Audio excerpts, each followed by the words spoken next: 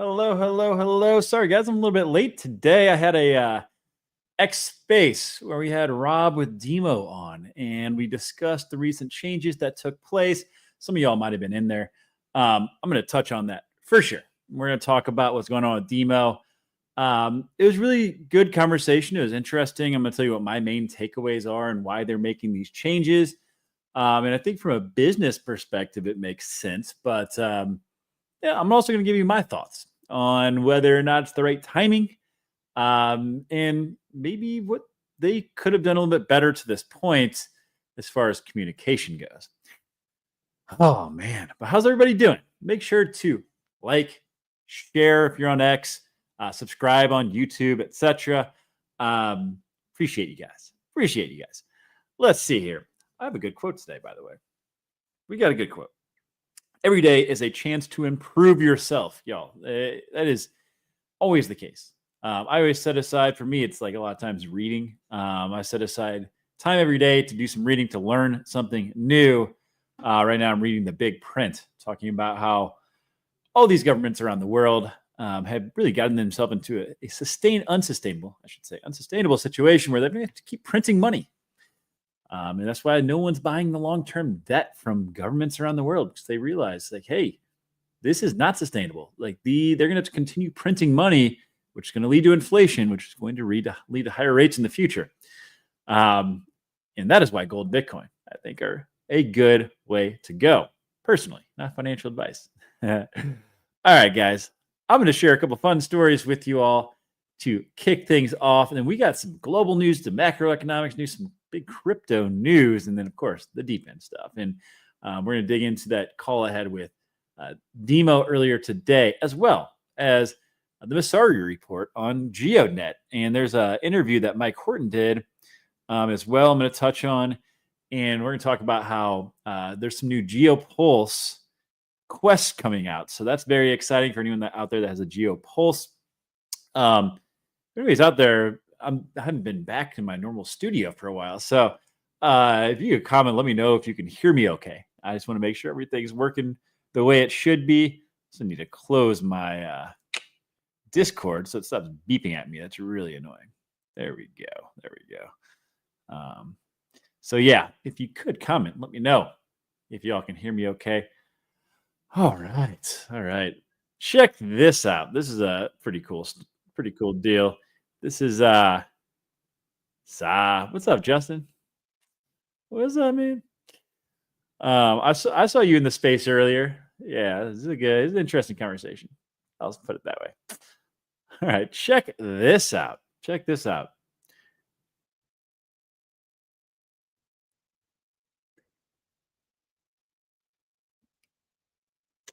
$3.6 million roulette spin. Can you imagine?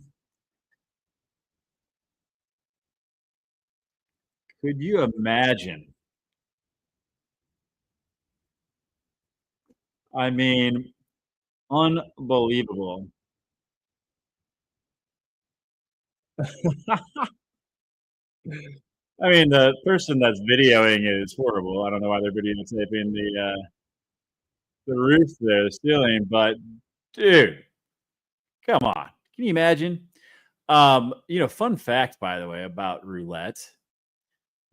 Pull this up here. You guys know that the odds, if you go over to Europe, are better because there's the 1 to 36. I don't know if y'all go to. I don't really like gambling. I go and watch people lose their money at the casino, but there's a 0 and a 00 in the U.S. versus just a 0 in Europe. So in the U.S., the house has a 5.26% edge, whereas in Europe it's just 2.7. So you guys are thinking about playing roulette. Maybe wait till your European trip to do so. And other news, I thought this is kind of interesting. You have non-alcoholic beer is set to overtake ale as the second largest beer category worldwide this year. Basically, they're saying that while overall beer volume fell roughly 1%, non-alcoholic counterparts grew 9% worldwide. Big reason for that is really the younger populations. If you look here, the millennials hold the largest share of no alcohol drinkers by age cohort. And their motivations are with limiting alcoholic intake, but health. So we're seeing this trend where there's a lot of younger people drinking less. And I think that's a trend we're going to continue to see. There's a lot of health conditions now that are really being tied to alcohol consumption. So kind of interesting. If you're in the NA space, you're probably doing pretty well. Okay. There is some reports that came out talking about some of the global news stuff going on around the world. U.S. has been talking to Iran. There were some rumors that came out that Iran had stolen some military or I guess nuclear secrets from Israel.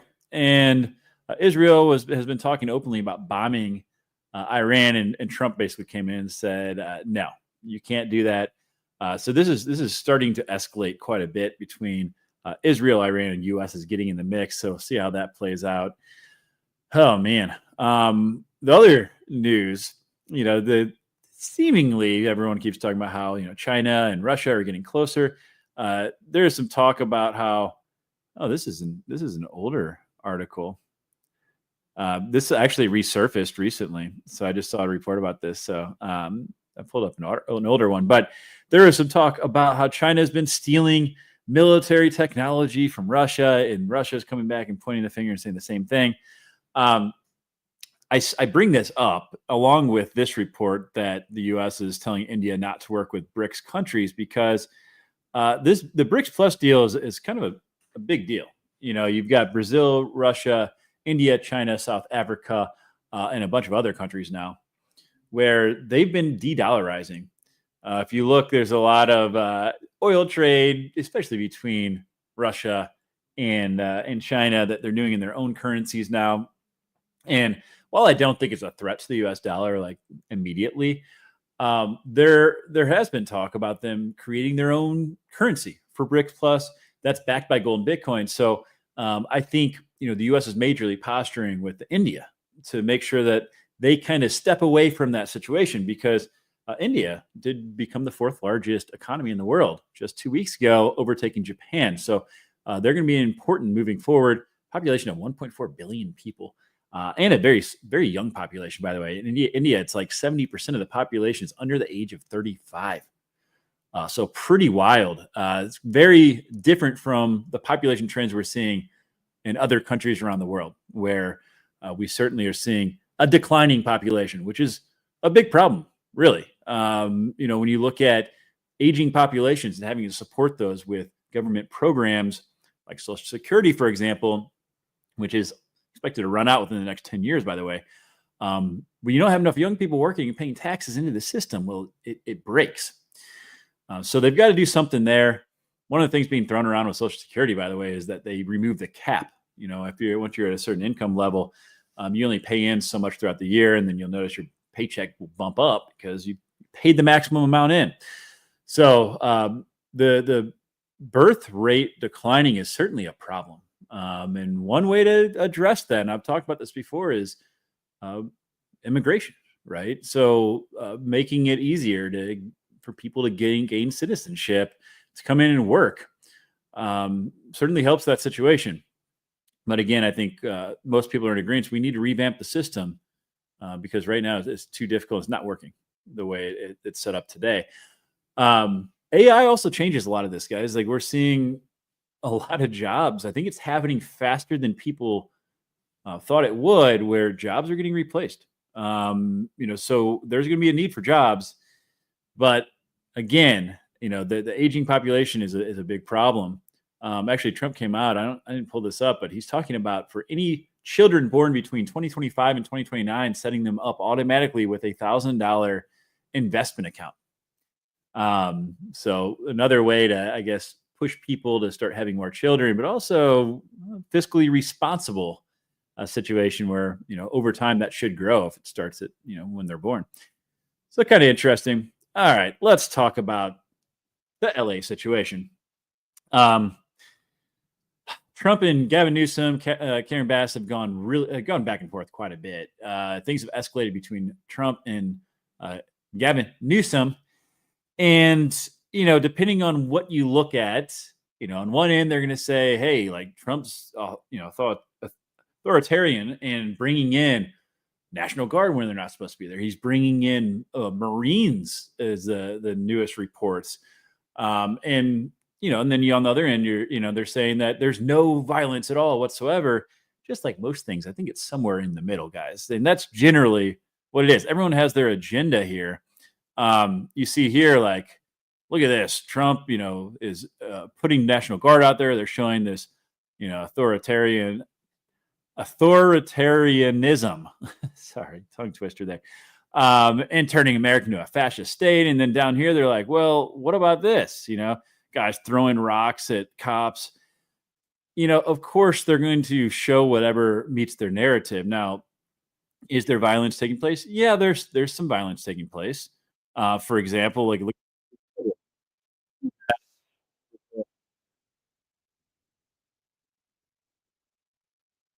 comes up right here. He just kind of points at her and shoots her. Like, what the hell? But again, the claims that there is no violence obviously is not the case either. And I'm going to play this clip from, and I'm not going to spend too much time on this, guys, other than what I think is coming. I'm going to spend some time on that. But I thought this clip was interesting by the LAPD chief. Let me play this for you. Hopefully the volume comes through here.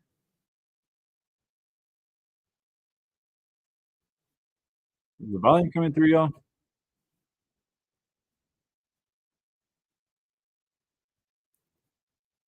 Yeah, hold on one second. Share tab. Here we go. Now it should play. Able to have a chance to be able to take these people that I've seen is disgusting. It's escalated now since the beginning of this incident. What we saw the first night was bad. What we've seen subsequent to that is getting increasingly worse and more violent.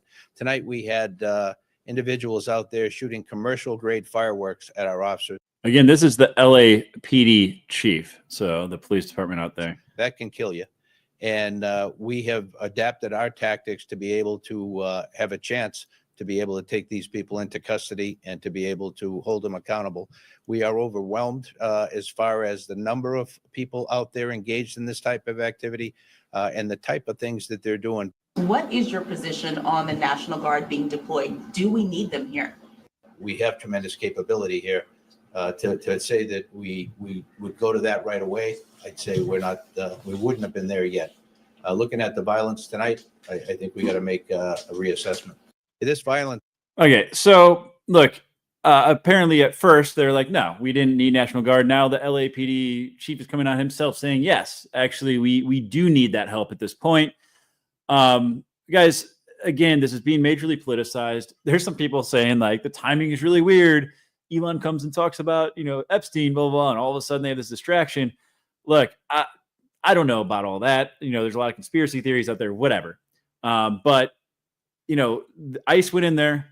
There were reports they were going into like a Home Depots and just like arresting random people. Then there's reports that came out and said that's not true. So it's really hard right now to know what to believe and what not to believe. And I'll say this much. On one end, they're trying to make it out like every single person out there is a violent protester. That's not the case. There's certainly, I would say likely the vast majority of people were peaceful, but you have bad actors. So people that are out there saying that there's no violence at all in the streets are also lying. Okay. So again, somewhere in between, we saw, some other things and then I'm going to talk about some other upcoming situations from this, but they're throwing Molotov cocktails. And then you also have Waymos were getting destroyed. Check this out. All the Waymos are leaving. There's like a whole caravan of Waymos just like moving out of LA. They're like, I don't blame them. Those are expensive cars. And I don't know why they're ordering Waymos and blowing those up. That makes no sense. But anyway, again, you have some bad actors in there and they're going to get a lot of the attention from certain, media sources. And on the other end, they're going to ignore it. So I think it's important, again, to kind of take a level-headed approach at what's going on here. But here's the deal. We are starting to now see these protests in other cities. So New York City is one. And in particular, I want to bring this up. June 14th is a big date, guys. It's called the No Kings protests. So they're basically, it's a nationwide day of defiance to reject authoritarianism. Yeah, I got it better that time, guys. Basically, they're saying like the goal of the protest is to send a message to the United States that has no kings, and this is in response to Trump's military parade that coincides with his birthday, his 79th birthday, which is on June 14th. He's planning on like rolling out tanks in the streets for his celebration. So they're saying like this is something you'd see in North Korea. The big situation here, though, is like there are going to be hundreds of protests across the country, from Florida to Alaska, and some even outside of the U.S. So expect on June 14th that things could escalate. We'll see. We'll see. I mean, they could be mostly peaceful, but when these things take place, sometimes things escalate. So that'll be the day to keep an eye on. What is today? The 10th. So what is that? Saturday, I guess. Is that right? Tuesday, 11, 12. Yeah, Saturday. So Saturday. We'll see what takes place, guys. I bring this stuff up because I say this all the time. Way less, way mo's now. Yeah.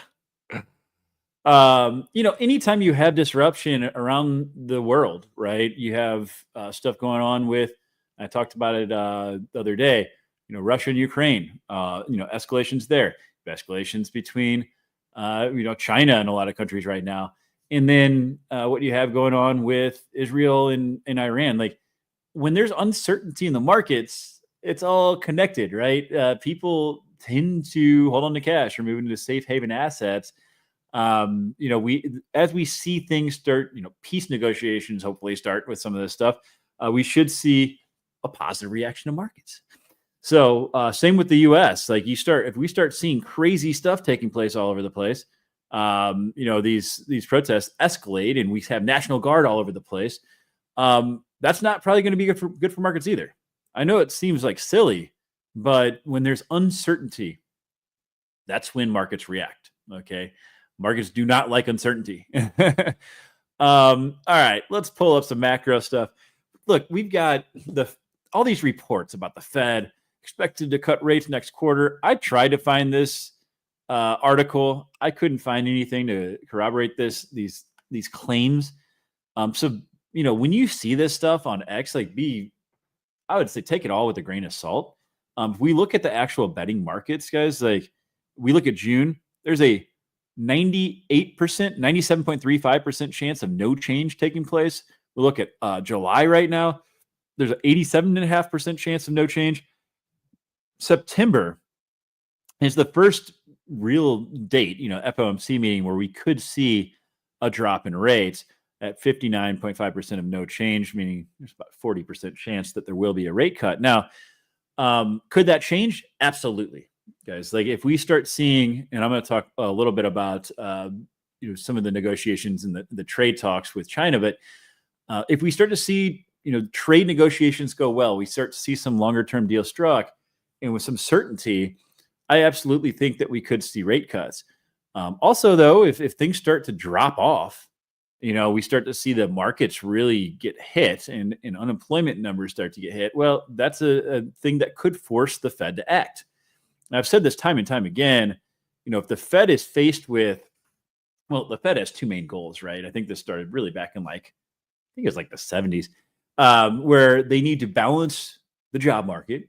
So keep a strong job market and balance what they call price stability or hit their inflation target of 2% per year.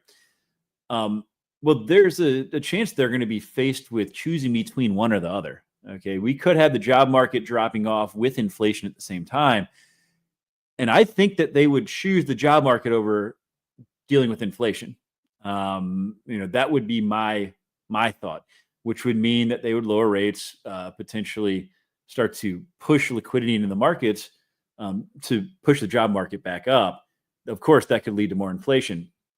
And that's the video clip I played the other day that it was really hard to hear. I tried to find a version of that with better audio, but Trump talked about this. He said, lower rates now. The one thing he really mentioned that we all are aware of, which I've talked about several times, is the U.S. has $9 trillion of debt rolling over this year. This is a major outlier year.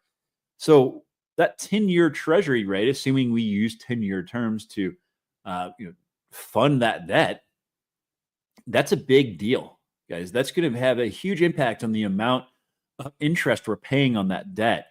And Trump's stance was like, hey, lower rates. And then if it causes inflation, we can raise rates again in the future, but we need to refinance this debt. And he's not wrong. Where I somewhat disagree with him, though, is that lowering the Fed rate is going to all of a sudden like be this magic bullet to lower to the 10 and 30-year Treasury rates, because we haven't seen that, guys. We saw the Fed lower rates a full percent at the end of last year, and it really did not have the impact that we thought it would. And that's because there's just not enough demand for long-term debt right now. But all that to say, I think we could see rate cuts as early as September, but all these people claiming that, June and July we're expected to see rate cuts are lying. I don't know where they're getting their information. Okay, let's take a look at what's going on. U.S. and China. So they had 2 days of trade talks. I don't think we have really any details about what was discussed. But this certainly seems like like good news. For one, I think China opened up their rare earth minerals a bit because they were holding them back. We started to hold back like ethane products. So I'm sure some of that was like to reopen some of these really important supply chains. But hopefully they're going to get something done as far as get a solidified trade deal in place. One of the positive things that no one's really talking about is there's a lot of talk from companies about moving their operations back to the U.S. Now, is this just talk to make Trump happy? I don't know. It's in their earning calls. A lot of them are talking about. If you look at this, there's a visual representation of this. This is a huge surge. I think in some ways they're being forced to do so. How much of that is actually going to move into them actually building manufacturing back in the U.S.? I don't know. It could be a complete optics thing, but certainly, if we do see a meaningful shift, that could mean that things are working. But the date to keep in mind, if you all remember, there's that 6-month pause in effect. For most, it's ending on July 8th. That's approaching very quickly. We're already at June 10th, guys. Like, this is less than a month away.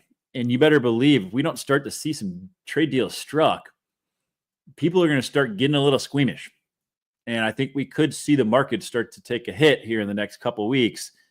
Most people are not going to wait until the last second to sell off. People are going to want to get ahead of that. So this is something we need to keep an eye on. We need to see some positive movement in these trade negotiations here in the next week or two, or I think we could be in rough shape. I don't know. We'll see.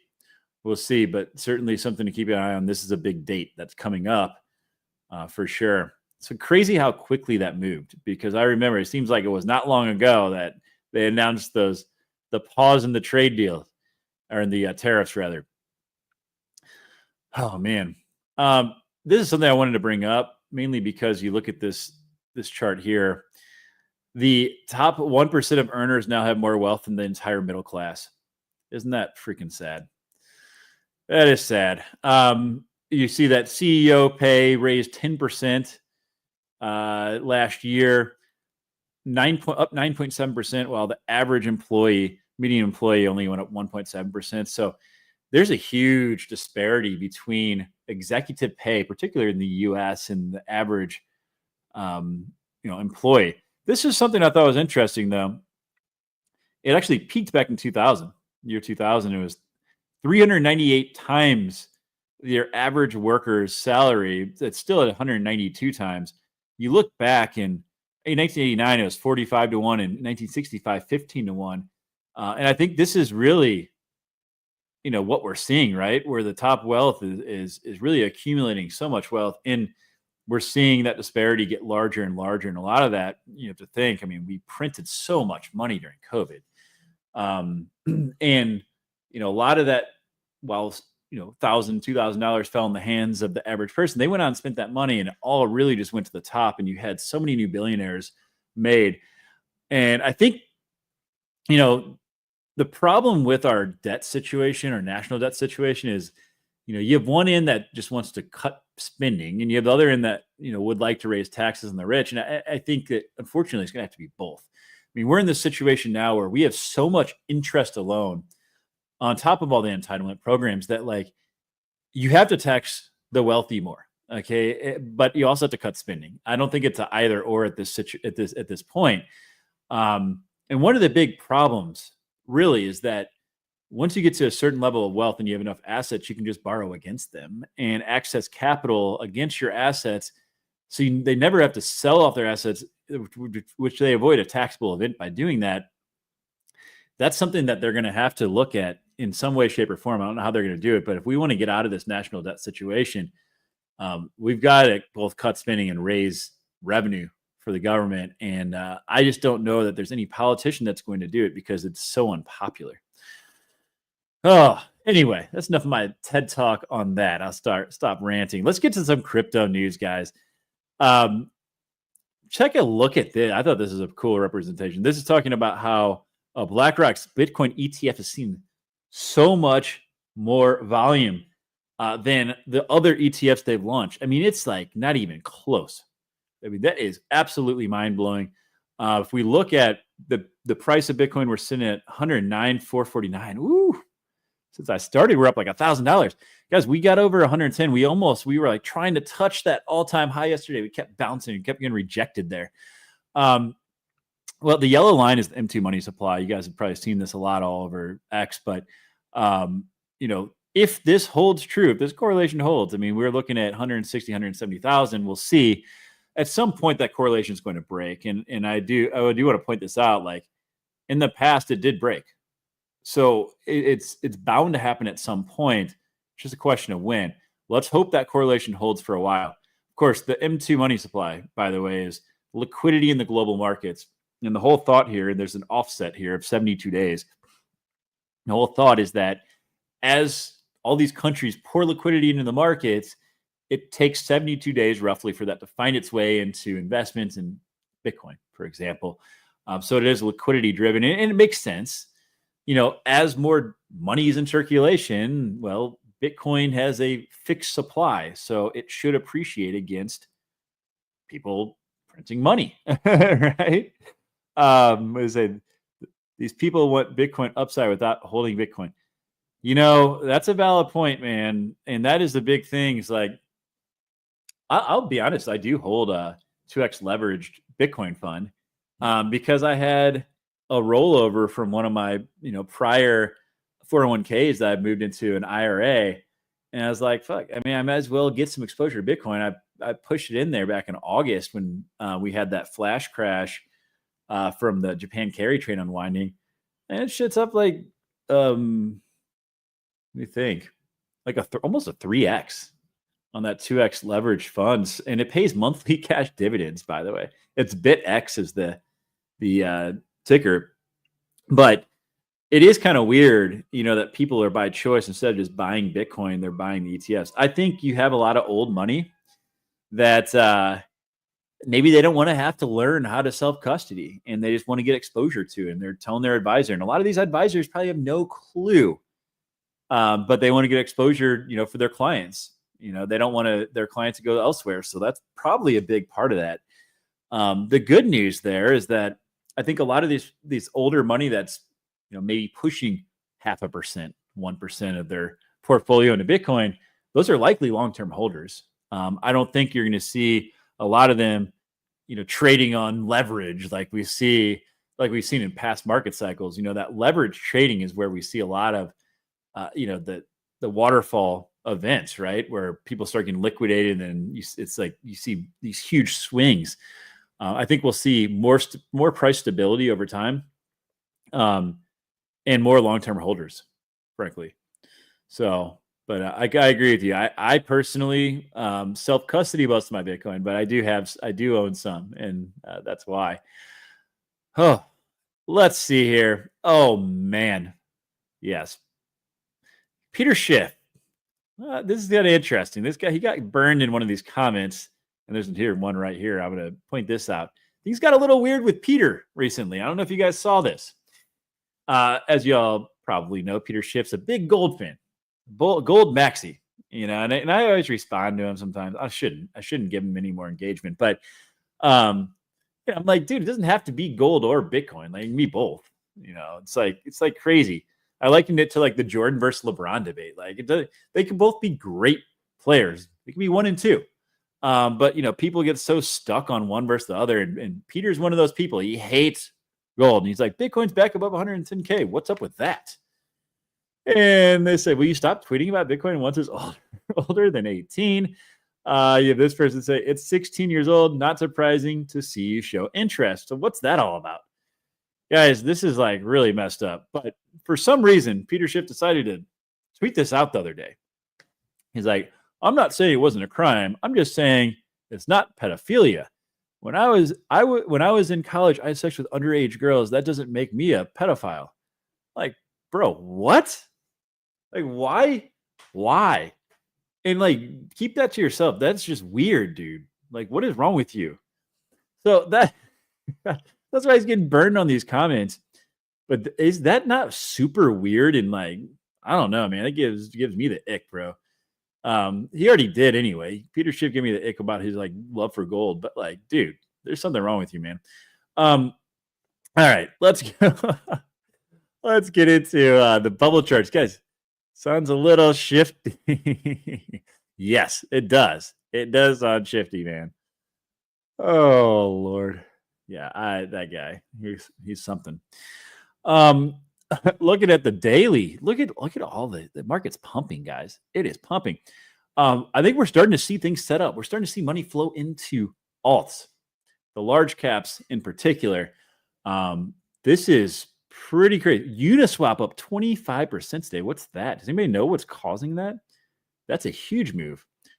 Guys, it seems like it's been so long. These are normal moves in an alt season. It's like you see 30%. You get immune to the fact, or guys, what's the word I'm looking for, guys? I normally lose my train of thought here, but yeah, man, it's like you just get used to 10 to 20% moves. And we haven't seen that. The market's been super, particularly with altcoins, has been super boring. If anything, we've just gotten used to seeing red and just tends to bleed further. But it's good to see this, man. And on the weekly, we're up as well. Some fart coin. Dude, whatever. I don't know how fart coin is always moving so much. It's crazy. Coinbase said that they're adding it. It's just ridiculous. This is the last hour. So great to see moves here. Becoming numb. That's the word I was looking for. Numb. Thanks, man. Yeah, it's just so funny. When I was in Washington last week, when the Elon stuff started taking place, I was actually on the golf course, and I was talking to this guy. He's owned his own insurance company, sold it, and he's chilling. He's got plenty of money. And he's showing me his new like $4 million house he bought in California. And I was like, man, markets are taking hit. He's like, how much is your crypto stuff down? I was like, I don't know, like 8%. He was like, whoa. He's like, holy shit, that's a huge move. I'm like, bro, that's like a Tuesday afternoon, man. It's like so different than traditional finance. Oh man. But Ethereum, and I had this in the thumbnail. Ethereum is looking like it could make a really big move, guys. And it's funny. I was talking about this like months ago. In fact, on my X Space, I was like, we had some bold takes, things that could come true, but necessarily would shock people, I guess. And one of my predictions was like, from that point, hey, I think Ethereum could outperform Solana the rest of this market cycle. And we are certainly seeing Ethereum make a comeback here, guys. And it has a lot of institutional interest. That's the thing that people don't realize, is that a lot of institutional money is rolling into ETH. Now, recently it pushed to 2,800, and this guy, this X-Force Global, is saying, hey, look, he's put out some different scenarios. He's like, hey, this thing could get to $9,000 to $10,000 sometime within the next year. You also, here it is right here, talking about, hey, we're still eyeing this $9,000 to $10,000 range until proven otherwise. You have Lark Davis. He's a pretty big account. And he was talking about how Ethereum ETFs have seen 16 straight days of inflows. Smart money is gobbling up a shit ton of ETH. Absolutely true. And when you look at money bridging over, I mean, look at this. This is pretty remarkable, guys. So I think Ethereum is about to make a huge move. And if you look at the price, where are we at right now? Let's see. Sitting at 27.62. Y'all, I don't know. I don't know about like $9,000 to $10,000 in the next year, but you never know. But I bring this up because I think this bodes well. That means that we could see alt season coming. Don't forget, though, again, I bring up the trade stuff because less than a month away from now, that pause ends. And with all these people talking about Taco, how he chickens out, now I don't know that he'll push those out any further, I'll say. By the way, I think he did say that he was supposed to, like, all these countries were supposed to submit their trade proposal by Wednesday or something. I forget if that was this Wednesday or last Wednesday. Man, I've been traveling so much. I'm losing track of my weeks, but super excited to be back home, back in my normal studio. It's so much easier to navigate this stuff than when I was on the road, like trying to do it from my phone and only with my one screen on my laptop. First world problems, I know, but I'm back, and I will be in Chicago most of the summer, so I'll be able to get on my regular time. All right, let's talk about the DePIN news, guys. Let's talk about the DePIN news. Boom. Messari came out with their Geodnet, State of Geodnet Q1 report. Here are the highlights, guys. And then I want to play some clips from Mike Horton himself. He did an interview with Future Network, which Leo, you should subscribe to his channel too. I'm going to play some different clips from that interview, but you guys should watch the whole thing too. But the number of satellite miners has surpassed 14,000. I think we're way above that now, actually. But that was for Q1. With city level coverage up 235% quarter over quarter, and country level coverage rising 47%. So renewed global deployments. Geo token burns reached 2.25 million, up 17% quarter over quarter, and had a total value of $646,300. And then the circulating market cap raised. Let's see here. They secured an $8 million strategic round led by Multicoin Capital, and they launched their Geo Pulse. So I'm going to talk more about that. I do want to get in. I do want to look at the Geonet console here and see how many. So they said over 14,000. Guys, we're at 17,496. Holy shit. They're growing. Wow. And 2.41, 481 geode tokens burned. Guys, if you want to look that up, by the way, it's pretty easy. Go to Polygon Scan, look up Geonet. And then, oh yeah, that's a good point, Justin. I'll bring that up in a second here. If you go to the GeoD token and holders, you'll see here, it says, this is the 12th wallet here. It says dead. So at this point, 14 million total tokens, 14.8 million tokens have been burned. That's roughly 1.48% of the total token supply has been burnt forever. So Geonet doing Geonet things, they're crushing it. And one thing that Justin brought up, and this is worth bringing up, you can now choose to get your GeoD tokens on Solana from your RTK station. So that's pretty sweet. They added Solana support.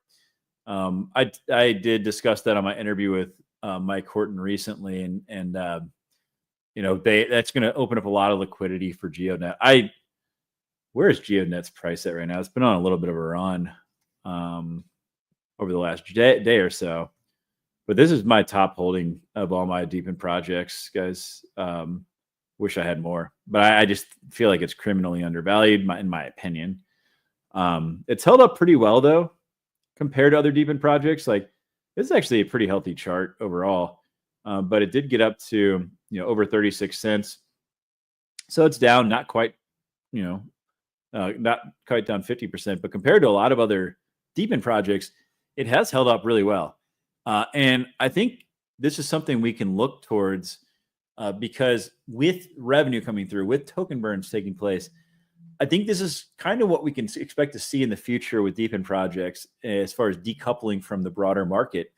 And I think we're seeing that Geodnet has kind of done that. They've decoupled from even other DePIN projects. A lot of those projects are down 90%. Since January, Geodnet has held up very well by comparison. So very exciting stuff there. All right. We're going to play a few different clips from this interview, guys. And I highly recommend watching this. I watched it. They posted it yesterday. And I think this is a really, really good interview with Leo. And if you don't follow Leo from Future Networks, you should do so. But he talks about Geodnet and he talks about Rover a bit here. But let me see, 5-minute mark I had marked. So let's play this. In terms of geographical coverage, you had a couple of key regions. One of them was Latin America, one was Southeast Asia. How's progress going there? It's good. It's good. So, as you know, we've been working with a couple of partners to work through and build out coverage in Brazil, and that is going amazing. I think that Southeast Asia is looking better and better. There's still a few gaps in Japan. We have some customers that are almost screaming at us every day, basically get more stations in some areas in Japan. So our head of GNS at UDAN, he's on our ass about it. He's like, we got to, he's pushing Sharon, he's pushing the whole team, find a way to get these stations filled. Guys, do you know how massive that is? Like, we're finally getting past the point where these DePIN projects, like, hey, we're going to build in a region where we think there will be demand. And Mike Horton's sitting here talking about how his customers are basically banging down the door like, hey, we need coverage here. That is something we didn't see last market cycle and is amazing. So I think we're starting to see this big shift when it comes to DePIN projects. And this is something we expect to see from the successful projects. Something we've seen with HiMapper too, where they have their honey bursts. Those are customers that are, buying different regions where they want data collected. So it's really cool to see this. And I think we are getting to this inflection point. Let me get to the next part I wanted to play. Let's see, is it 10:52 mark? Again, y'all should, when you get the chance, watch this full interview. It's really good. Let me play this part. Geodnet, before we dive into the Rover partnership, any other cool news or anything else you wanted to mention? I would just mention that we are hard at work on new quests for the GeoPulse, and so that'll be announced next week. And I think these are going to be some more exciting ones. And then we have another set of quests after that are coming that I think are going to actually be quite cool because they're going to use augmented reality involved in them. And then after that, we have, we're doing direct support for the Solana phone, the Seeker phone, and I think that I talked about that last week in New York at Solana Accelerate, and then that really got a lot of traction. And I think that it'll be cool because when you try to do RTK on a phone, we've been working on it for a while. We've talked about it in a roadmap without any extra hardware. A lot of the challenges, like all the phones are different. Some have certain frequencies of GNSS signals they support. Others have different ones, and you can't really count on what ephemeris data you're going to get. It's kind of a mess, which is not surprising because it's Android, but this is one singular device. We worked with them from the Solana mobile team from day one to make sure there's a chip in there that has all the signals that we want. So I think it's going to, and because of this consistency, whatever the vagaries are, we can kind of try to work around them some. For anybody else. So massive news there. Okay. Number one, and I've seen a lot of people ask about this, the GeoPulse, new quests are coming. Okay. I actually talked to Mike Horton about this the other day. They're going to do some cool, not like Pokemon Go, but kind of like that. So where it's gamified a bit. So it's a little bit fun, but also a way to earn additional tokens. I also believe they have some other projects that they're going to be working in conjunction with, or they might have some quests there too. The Solana Seeker phone. So massive news there too. They've been working with Solana since the beginning on the development of this phone. He goes on to say that you won't be able to get like centimeter level accuracy, but like within 10 centimeters. And there's a lot of projects. You think about like your Silencios, you think about other DePIN projects that you're going to be able to utilize through the Seeker phone. All that's going to be leveraging the RTK network from Geodnet. So some huge announcements there. Very cool stuff. Let's see. He goes on to talk about Rover a bit. And I thought this was an interesting clip too, kind of giving insight into where Mike Horton's head is at regarding self-driving vehicles in particular. So let me pull this up for you. And by the way, before I play this, make sure to make sure to reshare this live stream. And if you don't follow me on YouTube, make sure to go over there and subscribe and like as well. Comment. All the engagement's great for the algorithm. All right, here we go. Is that you're in that ecosystem, you need that data, and you have spent a ton of that VC money that you raised before you've done any work. And Rover completely changes the game on that for startups. So I think startups in autonomy is another major category that can super seriously benefit from what Rover's doing. So those are the two categories in this full self-driving market, which I think is going to be, has come out of the valley of death. Okay, it went through a hype cycle back 6-7 years ago. Everyone thought it was going to happen tomorrow. It didn't, but it's come out of the valley of death. If you're in San Francisco or you're in LA or you're in Phoenix, you see these vehicles all over the place from Waymo, and they are running super smoothly. And people, I mean, just people I bump into all the time. Oh yeah, I took a ride on Waymo. It was fantastic.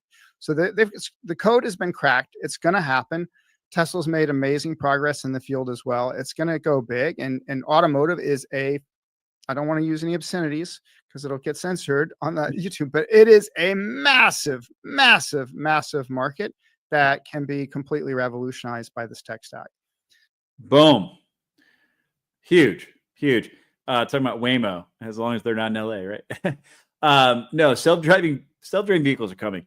Kathy Woods come on and said, basically, she has some crazy projections on how big that autonomous vehicle market is going to get and why she's so bullish on Tesla. But they're talking about how Rover with the HD mapping is going to be a huge aspect of that. And look, one thing I've learned is do not fade Mike Horton. The guy, early on in the Geodnet days, there were some people that were funding the project, whatever, but Mike Horton, super sharp. You look at his work history, he sold his last business for like $50 million. The guy doesn't even have to be working, but he's out there. He's going to every event. He's building. And any project that he is partnering with now, I am getting involved in and I'm bullish on. Rover was one I wasn't 100% sure about yet, but great team. It's one that I'm going to be interviewing soon. But speaking with Mike Horton directly, he's very, very excited about Rover. In fact, they talk about in this interview, they're even, sharing office space together. And Rover is actually using the Geodnet network, and a percentage of the revenue coming in will go to token burns for Geodnet. So that value stream flows downward. The other one is Wingbits. And Geodnet has a dual mining device with Wingbits. They partnered. So it's another project that I think has some serious legs. So anybody that Mike Horton is supporting any project, I would recommend taking a hard look at, because he knows what he's doing. Guy's super smart and he knows how to execute. You got to think the other part of that is if he has investment in these projects, he's going to want to see them succeed. And obviously he's been through a lot of the early growing pains. He's shown that he can make a successful DePIN project. So having his expertise behind projects like Rover, like Wingbits, I think is going to go a long way. All right, one other part I'm going to play, and then we'll move on from this. But again, if y'all don't subscribe to Future Networks, do so. I think he's sitting at like 700-800 subscribers. We need to get him some more subscribers. Leo's awesome. All right. I mean, it's the data collection piece is tough. I think it's a very tough nut to crack to keep it updated, and DePIN might frankly be the only path to scale it in this model. 100%. It's crazy. The second you started talking about Google taking over the world, my Amazon Alexa just started playing Stevie Wonder's Superstitious. So I'll 1 second. So a couple of things to note there. First off, a rare laugh from Mike Horton. Good job, Leo. But that was kind of funny. But talking about data collection, that DePIN may be the only way to make it happen, to keep these maps as fresh as they need to be. That's a bold statement. And I think that's a big statement. So very exciting stuff there. Geodnet continuing to impress, guys.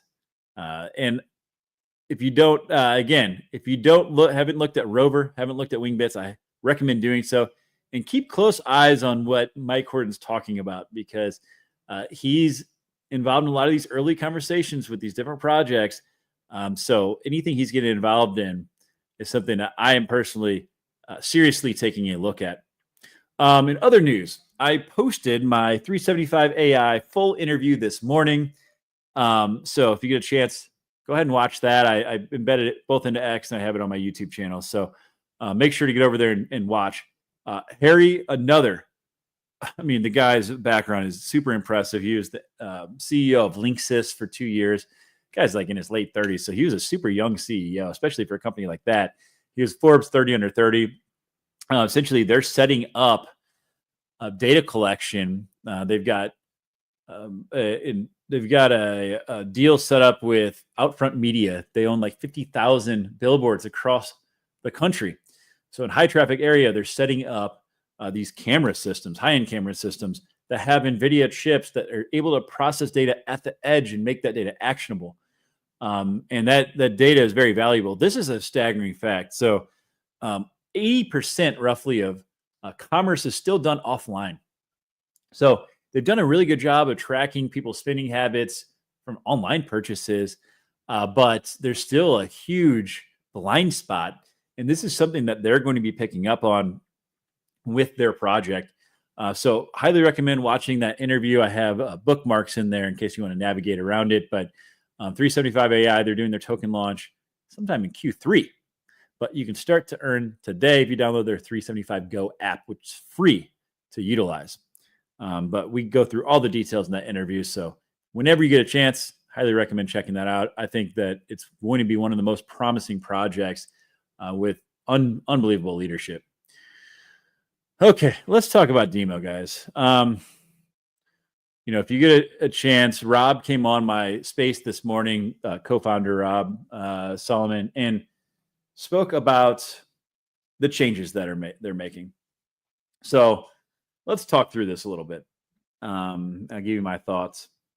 They announced a few days ago they're going to be charging $8.99 a month to be connected to their ecosystem once your connectivity runs out. So if you bought an R1, I think you had like 2 years of connectivity built in. Macron, maybe it was like 3 years.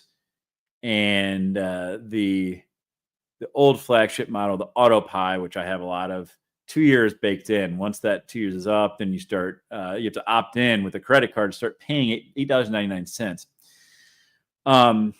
From one end, I can see that there's a big misconception about what Demo's doing.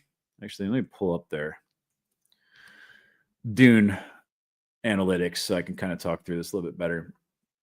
A lot of the comments and responses I'm seeing are like, why would I pay you to sell my data? So I think there's this misconception still that Demo's just taking your data and selling it and you're getting paid for that. What they're really doing is they're kind of an API company. They're looking to build applications that make your experience as a vehicle owner better. As people connect their vehicles to the Demo network, would generate $1.25 a month per vehicle per app for Demo. Now, what are we seeing? We're seeing some positive movement. The number of vehicles connected, 181,846. You're seeing that the developer licenses right now is up to 430. So that's the developers building applications in the Demo ecosystem. The big problem has been this number here. So 1.29 is the average apps per vehicle. You have to consider that the Demo app is one of those apps. So that would mean that only 1 out of 3 connected vehicles is actually connecting to any other applications outside of the Demo application, the Demo app that you download to onboard your vehicle. So that's a problem. Okay. Basically, that's what Rob talked about today. They get revenue. Yeah, see, this is all the info I get from Demo. My Chevy app already gives me, and that's the thing is like the Demo app was really meant to be at the very beginning stages. Like, yeah, it's cool. You can see some stuff in the Demo app, the other though, like this beacon protocol, like some of these, let me move over here. The beacon protocol, that basically they're adding all these other companies now that you can opt into, Beacon being one of them, where Beacon's taking that data and training AI models, and then you get more tokens for opting into sharing your data to these different apps. Eventually they want to get to have like hundreds of different apps. There's so many different projects out there that can use this data. So Demo's not really the main Demo app that you download is not supposed to be the main reason that you connect your vehicle. You know, that was kind of like the beginning stages. Now it's supposed to be like all these other apps that can help you have a better experience, help you monetize your data. And I think that's what's missing. And I think people don't understand that. And I think that the communication from Demo could have been a lot better.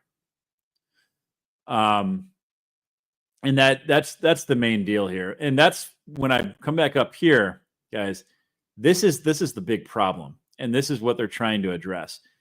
There's 181,846 vehicles connected.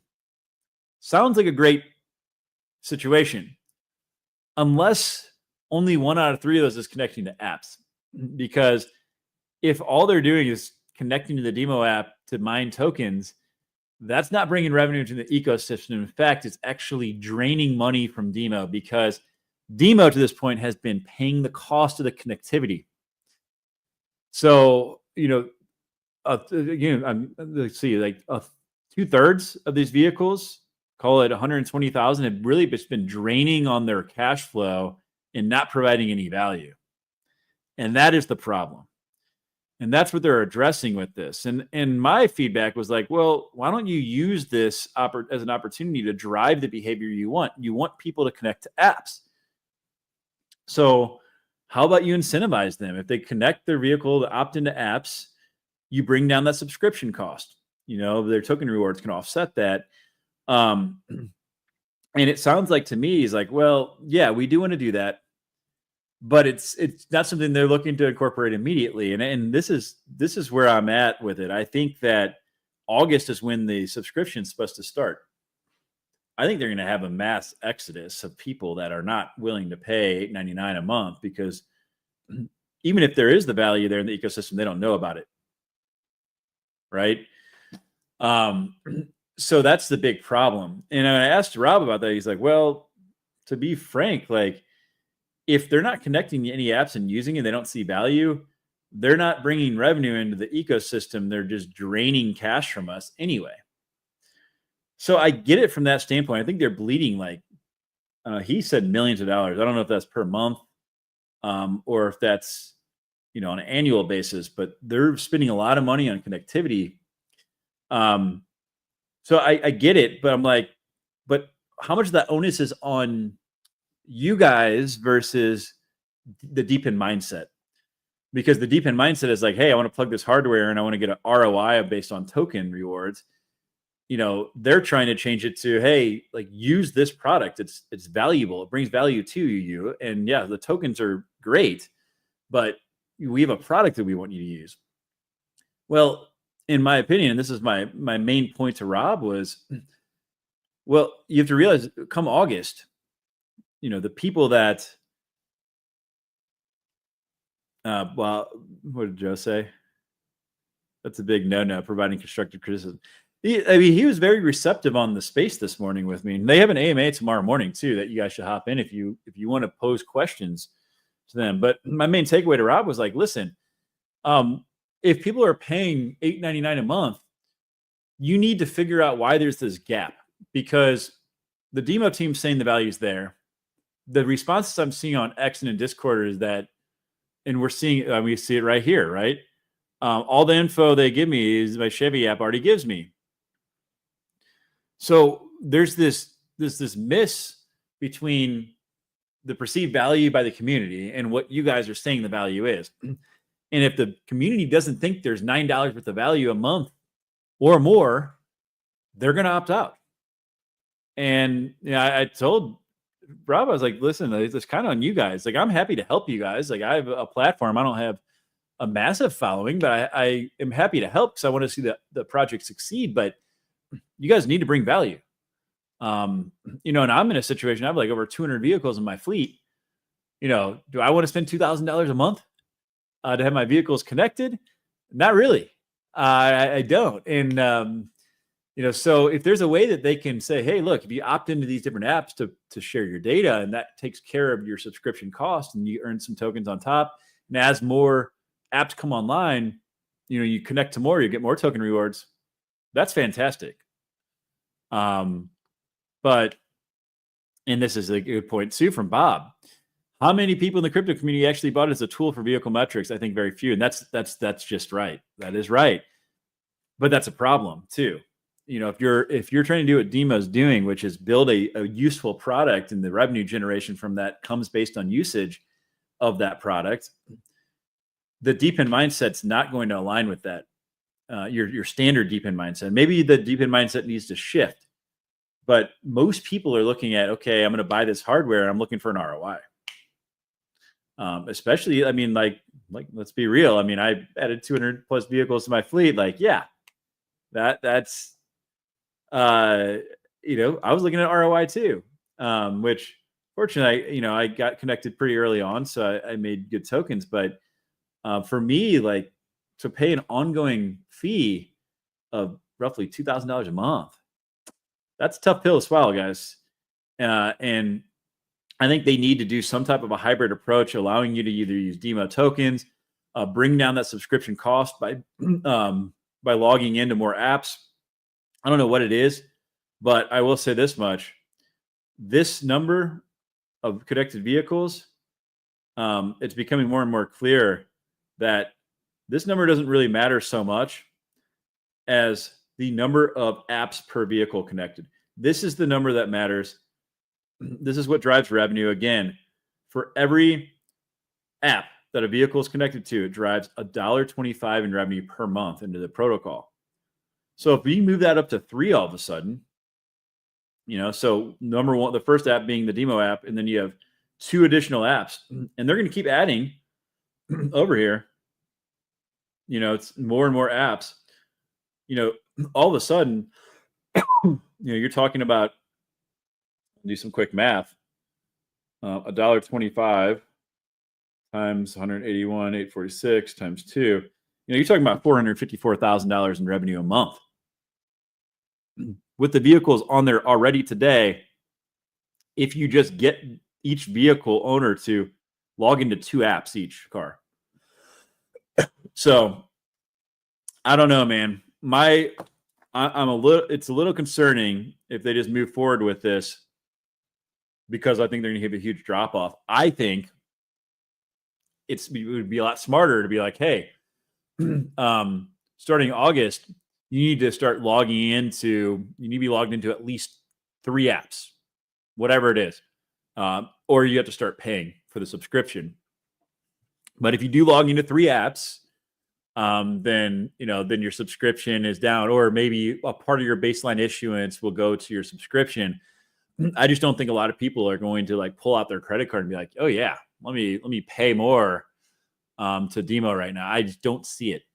And it is worth noting that starting in August, that's really your OG AutoPi owners. So a lot of people that are connected won't have this come up for a while, because they have already 1 or 2 years or 3 years baked in to their original purchase. So they won't have to worry about this. And that's good for Demo, because they need to add more apps. They need to build that value before people are faced with that decision. Because I'll tell you what, the OG AutoPi owners, I guarantee a lot of them are not going to opt in. I think August is too soon for them. This is true. And this is something I didn't bring up. I should have. And we talked about this in the space today. So one of the things to make note of is with the way Demo works, there's X amount of tokens distributed each week.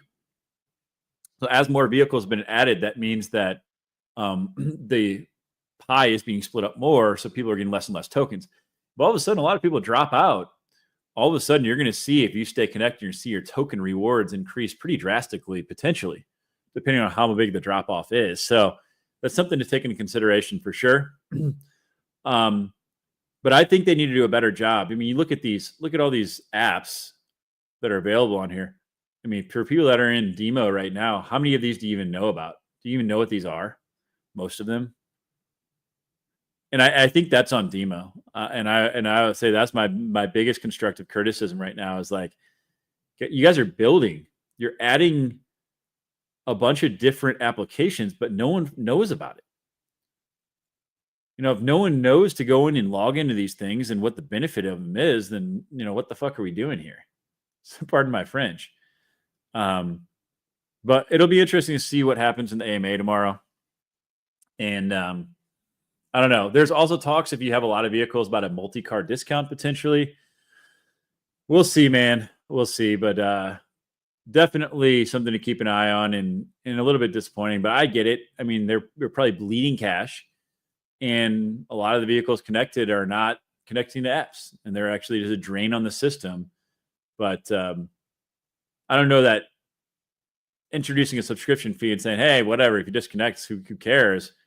I don't know if that's the answer. I think maybe you should be trying harder to get people to log into the apps, get the, drive the type of participation you're looking for rather than just cutting people off. And I think part of that is definitely on them. All right. That's all. I'm sure we'll have more to talk about with Demo, but that's my constructive criticism for them. And in fairness, they are building. I mean, you can see there's things happening. It's just they've got to get the participation on it. This guy came out spreading some FUD. This fucking guy. Who is this guy? Mike Dana. I don't even know who that is. But he said Helium says T-Mobile customers can offload to its Wi-Fi network. So Helium's saying it, but T-Mobile is saying we do not have an official carrier offload agreement with Helium Network. Huh. Looking at the article, and he's the writer of the article, by the way. So I think, there's a lot of clickbait. Quit hating. Really disingenuous description of your article that's misleading. Yeah. So here he says in the article, T-Mobile does not have a carrier offload agreement with Helium Network. However, a Helium official told Light Reading that T-Mobile subscribers can connect to the Helium Network at select locations through a separate partnership agreement with a third-party wireless company. So it might be that they don't have a direct contract with T-Mobile after all, but you have them here talking about, hey, you can offload, to AT&T, to T-Mobile. And you even have this person showing like, yeah, this is a screenshot. Like I'm literally like connecting right now. So I think it is fair to say that they are offloading to T-Mobile. How that contract or that agreement is structured, I'm not sure, but I think this is just FUD. This guy is looking for clicks.